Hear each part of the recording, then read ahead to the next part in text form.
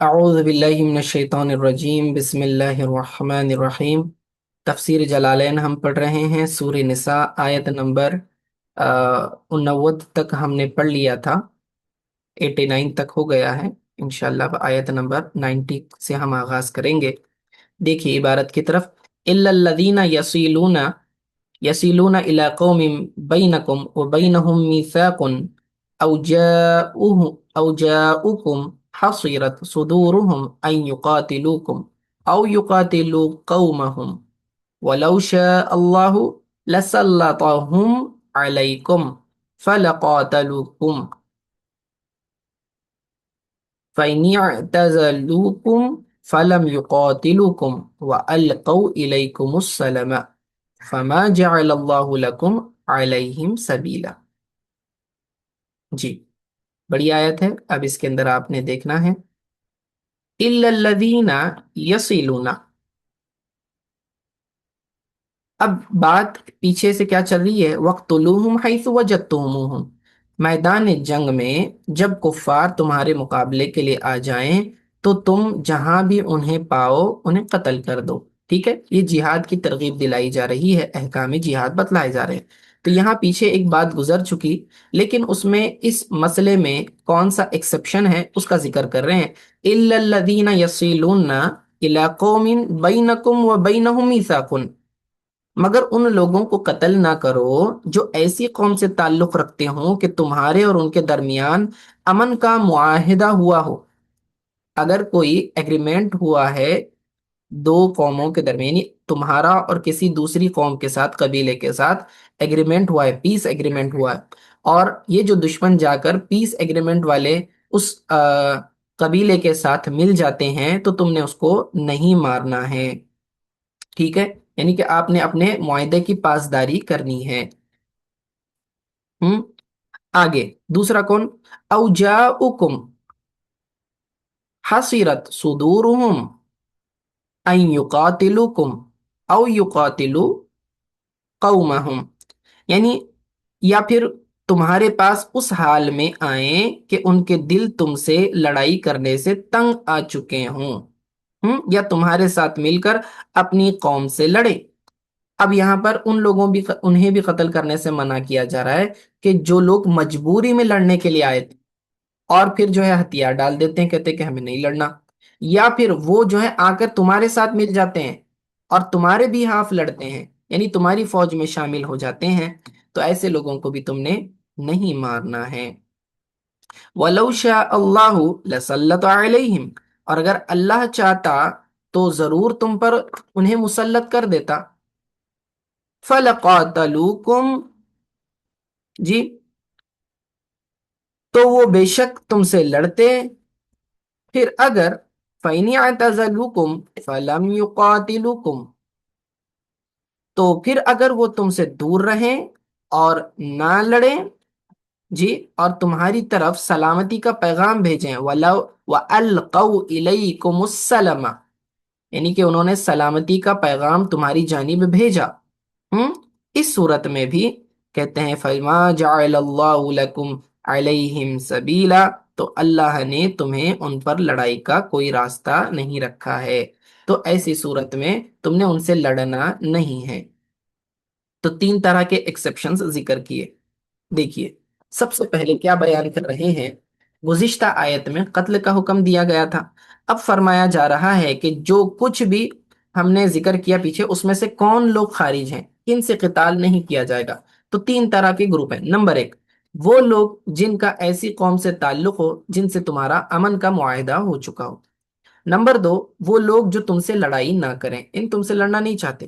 Number تین، وہ لوگ جو تمہارے ساتھ مل کر اپنی قوم سے لڑیں، یعنی تمہاری فوج میں شامل ہو گئے، ان سب لوگوں کو قتل کرنے کی اجازت نہیں ہے۔ پھر اللہ تعالیٰ نے اپنا مزید احسان بیان فرمایا کہ اگر اللہ عز و جل چاہتا تو ضرور انہیں تم پر مسلط کر دیتا، تو وہ بے شک تم سے لڑتے اور تم پر غالب بھی آ جاتے، لیکن اللہ تعالیٰ نے ان کے دلوں میں رعب ڈال دیا اور مسلمانوں کو ان کے شر سے محفوظ رکھا۔ اب یہ جو فرمایا فَنِعْتَزَلُوكُمْ، پھر اگر وہ تم سے دور رہیں یعنی یہاں یہ فرمایا کہ اگر کفار تم سے دور رہیں اور نہ لڑیں بلکہ صلح کا پیغام بھیجیں تو اس صورت میں تمہیں اجازت نہیں کہ تم ان سے جنگ کرو۔ جی، بعض مفسرین فرماتے ہیں یہ آیت منسوخ ہے اور اب اسلامی سلطان کو صلح کرنے نہ کرنے کا اختیار ہے۔ ہم؟ تو یہ ایک بات ہو گئی آپ کے سامنے۔ چلیے اب اس کے الفاظ کو دیکھتے جائیں۔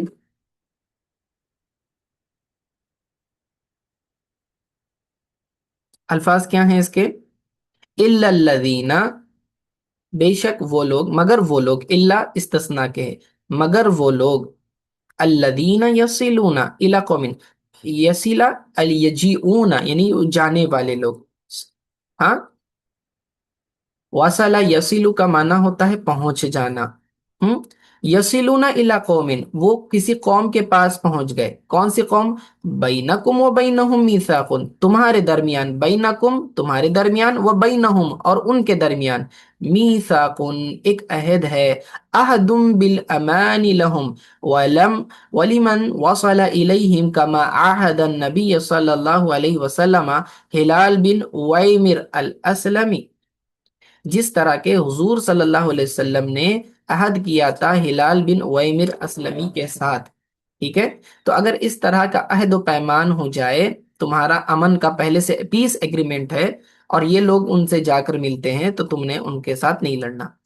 اب الذین جاؤکم سیکنڈ کیٹیگری بتا رہے ہیں، یا پھر وہ تمہارے پاس آئیں، وقد حصرت صدورہم، حاصرت کا معنی ہے دل تنگ ہو جانا، ای ضاقت قلوبہم، ضاقت کا معنی تنگی میں آ جانا، یعنی کہ وہ اس چیز کے لیے تیار نہیں تھے، لڑائی کے لیے لڑنا نہیں چاہ رہے تھے، مجبوری میں دل پر پتھر رکھ کر آئے تھے۔ ہاں، حسیرت صدورہم، ان کے سینے تنگ ہو چکے تھے۔ صدور جمع ہے صدر ان کی، تو ان کے سینے جو ہیں تنگ ہو چکے تھے، این یقاتلکم کہ وہ تمہارے ساتھ لڑیں، یعنی اپنی قوم کے ساتھ مل کر وہ تمہارے ساتھ لڑیں، اس بات سے وہ پہلے سے تنگ آ چکے تھے۔ او یقاتلوا مع قومہم، ٹھیک ہے، یا پھر وہ کیا کریں، قوم سے لڑیں، معاکم ای ممسکین عن قتالکم وقتالہم فلا تعترضوا الیہم باخذ ولا قتل ولا وهذا وما بعدہ منسوخ بآیت السیف۔ ٹھیک ہے، یہ کہہ رہے ہیں کہ یہ والا جو حکم ہے اور اس کے بعد والا حکم جو حدیث میں آیا ہے یہ دونوں منسوخ ہیں۔ منسوخ کا مطلب کہ یہ پرانا حکم تھا، اب اس کے بعد نیا حکم آ گیا، تو اس کی ناسخ آیت کون سی ہے؟ وہ فَاقْتُلُوا الْمُشْرِكِينَ حَيْثُ وَجَدتُّمُوهُمْ، ٹھیک ہے، یہ والی آیت سیف کہلاتی ہے اور اس سے جو ہے یہ آیت منسوخ ہے۔ ٹھیک ہے، وَلَوْ شَاءَ اللَّهُ لَسَلَّطَ عَلَيْكُمْ، اور اگر اللہ چاہتا تو وہ مسلط کر دیتا تم پر، کس کو؟ ان لوگوں کو، یعنی کہ ان کے دلوں کو کیا کر دیتا؟ مضبوط کر دیتا، انہیں ہمت آ جاتی، وہ تم سے لڑتے۔ کس طرح اللہ مسلط کر دیتا؟ بِأَن يَقْوِي قُلُوبَهُمْ، اس اعتبار سے کہ ان کے دلوں سے رعب کو نکال لیتا اور ان کے دلوں کو مضبوط کر دیتا، تو وہ ضرور تم سے لڑتے۔ فَلَوْ يُقَاتِلُكُمْ، تو وہ ضرور تم سے لڑتے۔ ٹھیک ہے، لیکن اللہ تعالیٰ نے ایسا نہیں چاہا، بلکہ اللہ تعالیٰ نے ان کے دلوں میں رعب ڈال دیا ہے، فَأَلْقَى، تو اللہ نے ڈال دیا، فی قلوبہم، ان کے دلوں میں، الرعب، رعب کو ڈال دیا۔ فَإِنْ اعْتَزَلُوكُمْ فَلَمْ يُقَاتِلُوكُمْ وَأَلْقَوْا إِلَيْكُمُ السَّلَمَ، جی، پس اگر وہ تم سے دور ہو جائیں یعنی الگ ہو جائیں، اعتزل یعتزل کا معنی کیا ہوتا ہے؟ ہٹ جانا، دور ہو جانا، ہاں، اور وہ تم سے نہ لڑیں، وَأَلْقَوْا إِلَيْكُمُ السَّلَمَ، اور سلامتی کا پیغام تمہاری طرف ڈال دیں، یعنی بھیج دیں، سینڈ کریں میسج، تو فما جعل اللہ لکم علیہم سبیلا، تو اللہ تعالیٰ نے تمہارے لیے ان پر کوئی طریقہ نہیں بنایا، فما نہیں بنایا، ہاں، فما جعل نہیں بنایا اللہ نے، لکم تمہارے لیے، علیہم ان پر، سبیلا کوئی راستہ، اللہ نے تم پر کوئی راستہ نہیں بنایا۔ اس کا کیا مطلب؟ یعنی کوئی طریقہ ان کے قتل کا یا پکڑنے کا اللہ تعالیٰ نے تمہارے لیے ڈیفائن نہیں کیا ہے اس صورت میں، کیونکہ انہوں نے امن کی پیشکش کی ہے۔ ستجدون آخرین یریدون ان یأمنوکم ویأمن قومہم کلما ردوا الی الفتنة ارکسوا فیہا فإن لم یعتزلوکم وَيُلْقُوا إِلَيْكُمُ السَّلَمَ وَيَكُفُّوا أَيْدِيَهُمْ فَخُذُوهُمْ وَاقْتُلُوهُمْ حَيْثُ ثَقِفْتُمُوهُمْ وَأُولَئِكُمْ جَعَلْنَا لَكُمْ عَلَيْهِمْ سُلْطَانًا مُبِينًا۔ اب اس آیت میں کیا بیان کیا جا رہا ہے، غور کریں۔ سب سے پہلے فرماتے ہیں کہ عنقریب تم کچھ لوگوں کو دوسروں کو پاؤ گے جو چاہتے ہیں کہ وہ تم سے بھی امن میں رہیں اور اپنی قوم سے بھی امن میں رہیں۔ اب یہ تیسرے گروہ کا ذکر ہو رہا ہے، یعنی نہ مشرکین کا ساتھ دینا چاہ رہے ہیں نہ مسلمین کا ساتھ دینا چاہ رہے ہیں، یہ امن چاہتے ہیں، نہ ان کا ساتھ دیں گے نہ ان کا ساتھ دے رہے ہیں، ٹھیک ہے۔ لیکن جب کبھی انہیں فتنے کی طرف پھیرا جاتا ہے تو اس میں اوندھے جا پڑتے ہیں۔ پھر اگر وہ تم سے کنارہ کشی نہ کریں اور تمہارے ساتھ صلح نہ کریں اور اپنے ہاتھ تم سے لڑنے سے نہ روکیں تو تم انہیں پکڑ لو اور جہاں پاؤ انہیں قتل کر دو، اور یہی وہ لوگ ہیں جن کے خلاف ہم نے تمہیں کھلا اختیار دیا ہے۔ اب اس آیت کا شان نزول یہ ہے کہ مدینہ طیبہ میں اسد و غطفان دو قبیلوں کے لوگ ریاکاری کے طور پر کلمہ پڑھتے اور اپنے آپ کو مسلمان ظاہر کرتے، اور جب ان میں سے کوئی اپنی قوم سے ملتا اور وہ لوگ ان سے کہتے کہ تم کس چیز پر ایمان لائے، تو یہ کہتے ہیں کہ بندروں اور بچھوؤں وغیرہ پر، یعنی کہ اسلام کا مذاق اڑاتے تھے۔ اس انداز سے ان کا مطلب یہ تھا کہ دونوں طرف تعلقات رکھیں اور کسی جانب سے انہیں کوئی نقصان نہ پہنچے۔ یہ لوگ منافقین تھے، ان کے بارے میں یہ آیت نازل ہوئی، ٹھیک ہے۔ تو منافقین کیا کر رہے ہیں؟ کفار سے ملتے ہیں تو کہتے ہیں کہ ہم تمہارے ساتھ ہیں، مسلمانوں سے ملتے ہیں تو کہتے ہیں کہ ہم تمہارے ساتھ ہیں، اور ان کے متعلق فرمایا کہ یہ لوگ تم سے بھی امن چاہتے ہیں اور اپنی قوم سے بھی امن چاہتے ہیں۔ تو اپنی قوم سے مراد ان کی مشرکین قوم ہے، لیکن بظاہر تو یہ ایسا کر رہے ہیں رویہ، لیکن حقیقت میں تمہارے ساتھ نہیں ہے، کیونکہ جب انہیں کسی فتنے مثلاً شرک یا مسلمانوں سے جنگ کی طرف بلایا جاتا ہے تو یہ مسلمانوں کے دشمنوں ہی کا ساتھ دیتے ہیں۔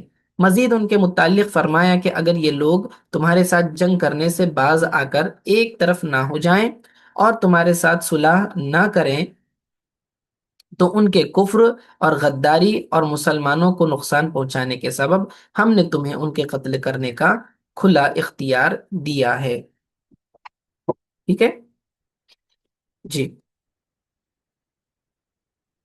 ستجدون آخرینا، پھر تم پاؤ گے دوسرے گروہ کو، یریدونا جو چاہتے ہیں، ان یامنکم کہ تم سے امن میں رہیں، کس اعتبار سے؟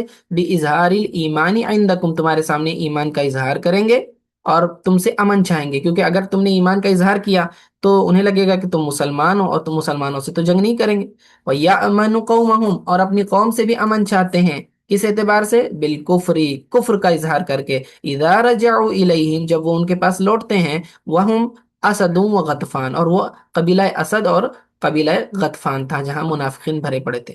کلما ردوا الی الفتنۃ، جب کبھی انہیں لوٹایا جاتا ہے فتنے کی طرف، جب بھی انہیں فتنے میں مبتلا کیا جاتا ہے، یعنی کہ فتنہ کون سا؟ کہ انہیں شرک کی طرف دعوت دی جائے، دعوا الی الشرک، شرک کی طرف بلایا جائے یا مسلمانوں کے قتل کی طرف بلایا جائے، ارکسوا فیہا وقعوا اشد وقوع، ارکسوا فیہا کا مطلب اس میں شدت کے ساتھ اس فتنے میں پڑ جاتے ہیں۔ فإن لم يعتزلوکم، جی،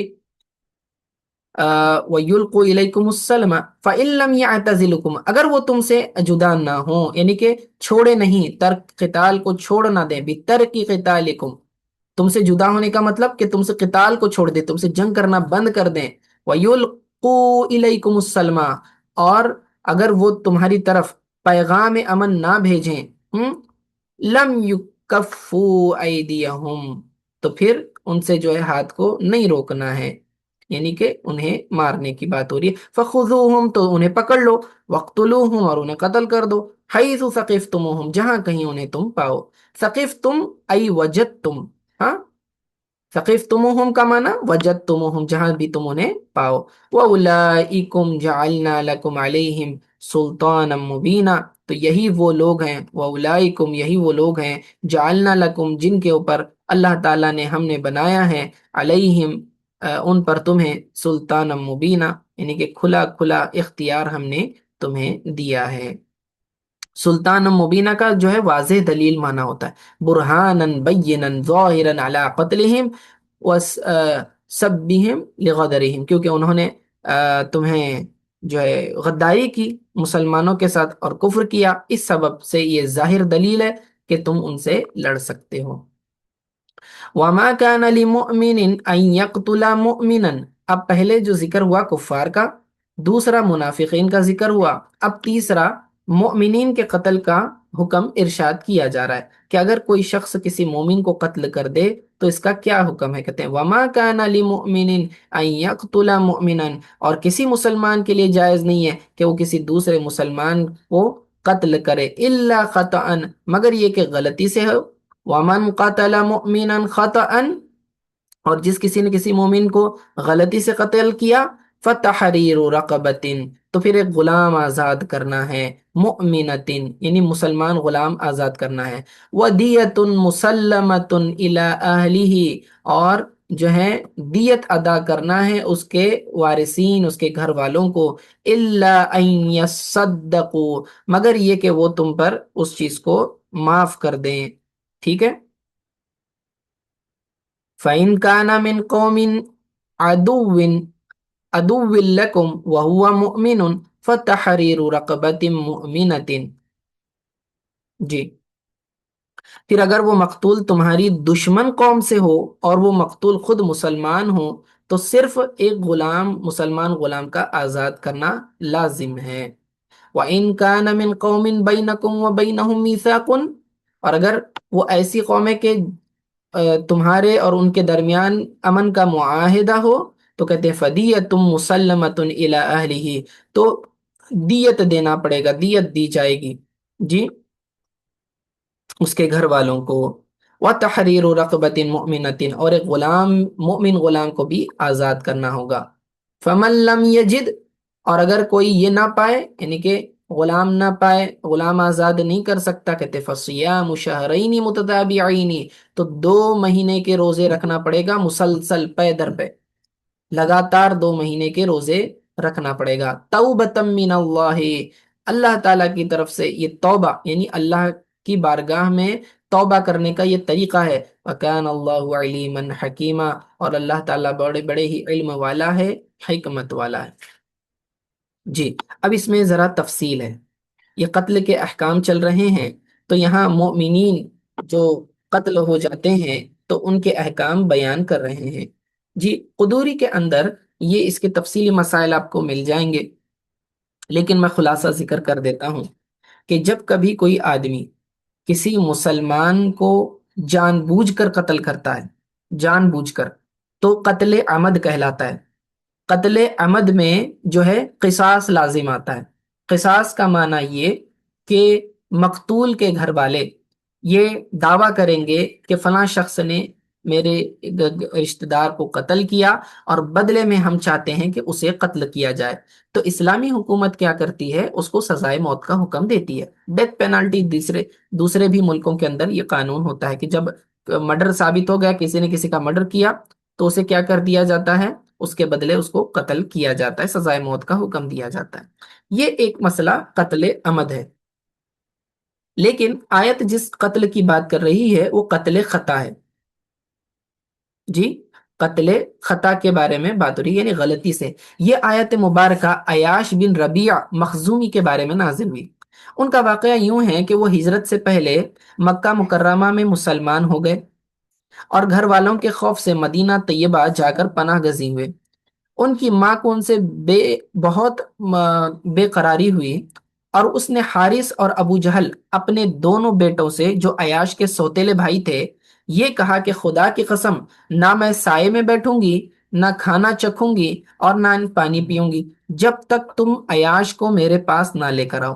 وہ دونوں حارث بن یزید کو ساتھ لے کر تلاش کے لیے نکلے اور مدینہ طیبہ پہنچ کر عیاش کو پا لیا، اور ان کو ماں کے رونے اور جزا اور فضا کرنے اور بے قراری اور کھانا پینا چھوڑنے کی خبر سنائی، اور اللہ عز و جل کے نام پر یہ عہد کیا کہ ہم دین کے متعلق تجھ سے کچھ نہ کہیں گے، جو تم اسلام قبول کیے ہو ہم اس کے بارے میں کچھ نہیں کہیں گے، بس تم مکہ مکرمہ چلو۔ تو بس اس طرح وہ عیاش کو مدینہ سے نکال لائے اور مدینہ سے باہر آ کر اس کو باندھا، اور ہر ایک نے 100 100 کوڑے مارے۔ پھر اس کے ماں کے پاس لائے تو ماں نے کہا میں تیری مشکیں نہ کھولوں گی جب تک کہ تو دین ترک نہیں کرے گا، یعنی تجھے قید سے آزاد نہیں کروں گی۔ پھر عیاش کو دھوپ میں بندھا ہوا ڈال دیا، اور مصیبتوں میں مبتلا ہو کر عیاش نے ان کا کہا مان لیا اور اپنا دین ترک کر دیا۔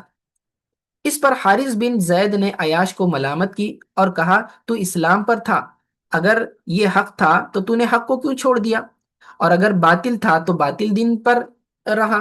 جی، یہ بات عیاش کو بڑی ناگوار گزری، اور عیاش نے حارث سے کہا کہ میں تجھے اکیلا پاؤں گا تو خدا کی قسم ضرور تمہیں قتل کر دوں گا۔ اس کے بعد عیاش دوبارہ اسلام لے آئے، اور انہوں نے مدینہ طیبہ ہجرت کی، اور اس کے بعد حارث بھی اسلام لے آیا جو قید کرنے میں شامل تھا، ٹھیک ہے، تو حارث بھی اسلام لے آیا، اور وہ بھی ہجرت کر کے رسول اللہ صلی اللہ علیہ وسلم کی خدمت میں پہنچ گئے۔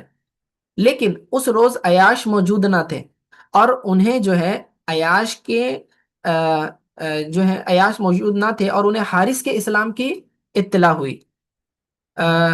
نہیں، انہیں حارث کے اسلام لانے کی خبر نہیں ہوئی۔ اب دیکھیں نا، عیاش نے اسلام قبول کر کے ہجرت کی، پیچھے حارث نے بھی اسلام قبول کر کے ہجرت کی، لیکن عیاش کو نہیں معلوم کہ حارث نے کیا کیا ہے، اسلام قبول کیا ہے۔ تو قباء شریف کے قریب عیاش نے جو ہے حارث کو دیکھ لیا، اور اس نے کہا تھا، قسم کھائی تھی کہ اگر میں تجھے اکیلا پاؤں گا تو تجھے قتل کر دوں گا، تو اس نے جو ہے عیاش نے حارث کو قتل کر دیا۔ تو لوگوں نے کہا اے عیاش، تم نے بہت برا کیا، حارث تو اسلام لا چکے تھے۔